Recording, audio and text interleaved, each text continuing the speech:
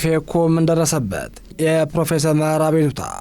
ሰላም እንደውላችኋል ክብራትና ክብራን የተፎከስ ቤተሰቦች፣ የዕለቱን ዜና ይዤላችሁ ቀርብ ያለው። ለቻናላችን አዲስ ከሆናችሁ ቪዲዮአችንን ላይክ፣ ቻናላችን ሰብስክራይብ በማድረግ አብራችሁን ሁኑ። ኤፌኮ ምን ደረሰበት?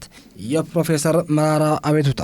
የኦሮሞ ፌዴራል ኮንግረስ ኤፌኮ ማዕከላዊ ኮሚቴ አባልና የኤፌኮ የጅማ ዞን ኮሚቴ አቶ ቶኩማ ኡርጌ ህገወጥ ባለው መንገድ ተይዘው መታሰራቸው አስታውቀዋል።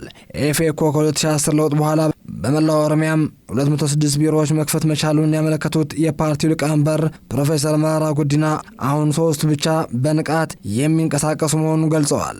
የኤፌኮ ፌዴራል ኮንግረስ ኤፌኮ የማዕከላዊ ኮሚቴ አባሉና የኤፌኮ የጅማ ዞን ኮሚቴ አባል የሆኑት አቶ ቶኩማ ኡርጌ ህገወጥ ባለው መንገድ ተይዘው መታሰራቸው በገለጸበት መግለጫ ላይ አቶ ቶኩማ ሚያዝያ 22 ቀን 2017 ዓ.ም ከጠዋቱ 4 ሰዓት ገደማ በጅማ ከተማ ከሚገኙበት የስራ ቦታቸው በመንግስት የጸጥታ ኃይሎች መወሰዳቸው ነው ያመለከቱት። እኚህ የድርጅቱ አባልና አመራር እስካሁን ድረስም ፍርድ ቤት ያልቀረቡ መሆኑን ያመለከተው የፓርቲው ይፋዊ መግለጫ በጅማ ከተማ በሚገኘው ሁለተኛ ፖሊስ ጣቢያ ከህግ ስርዓት ውጪ በእስር ላይ ይገኛሉ ነው ያለው። በዚህ ላይ አስተያየታቸውን ለሌቾ ቬሌ የሰጡት የፓርቲው ሊቀመንበር ፕሮፌሰር መራራ ጉዲና ሚያዝያ 4 ቀን 2017 ዓ.ም ኦፌኮ ጉዳዩን ለኢትዮጵያ ብሔራዊ ምርጫ ቦርድ ማሳወቁን ተከትሎ የኢትዮጵያ ብሔራዊ ምርጫ ቦርድም ሚያዝያ 30 ቀን 2017 ዓ.ም የአመራሩ መታሰር አስመልክቶ ለኦሮሚያ ፖሊስ ኮሚሽን በጻፈው ደብዳቤ ማብራሪያ እንዲሰጠው ቢጠይቅም የተሰጠው ተጨባጭ ምላሽ አለመኖሩ ጠቁመዋል።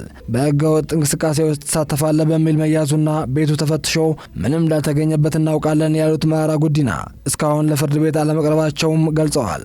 ኤፌኮ በ2010 የመጣውን ለውጥ ተከትሎ በመላው ኦሮሚያ ወደ 206 ቢሮዎች መክፈት መቻሉ ያመለከቱት ፕሮፌሰር መራራ ጉዲና አሁን ላይ ግን 3 ብቻ በንቃት የሚንቀሳቀሱ መሆኑ ገልጸው የፖለቲካ ምህዳሩ መጥበብም ፈትኖታል ብለዋል።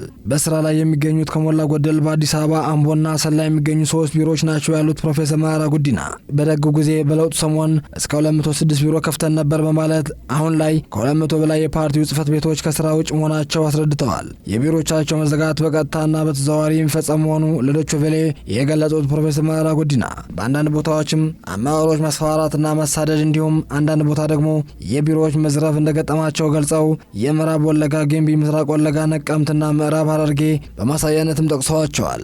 ክቡራትና ክቡራን የተፎከስ ቤተሰቦች የዕለቱን ዜና በዚህ ቋጨን። ቀጣይም በሌላ ፕሮግራም እስክንገናኝ ቸር ቆዩ።